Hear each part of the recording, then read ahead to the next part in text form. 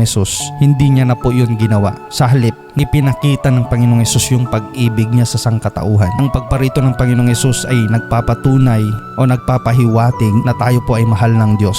Kaya niya tayong yakapin kahit na tayo po ay napakarumi. Ikaw at ako na makasalanan ay niyakap ng Panginoon. Kaya kapatid, kung ikaw sa tingin mo sa iyong sarili, wala nang kapatawaran, ang dami mo nang nagawang kasalanan, kung bibilangin mo hindi na magkasya ang iyong listahan, nahihiya kang lumapit sa Panginoon dahil baka itataboy ka lang, nagkakamali ka kapatid. Hindi ka itataboy ng Panginoong Hesus pag ikaw ay lumapit sa Kanya.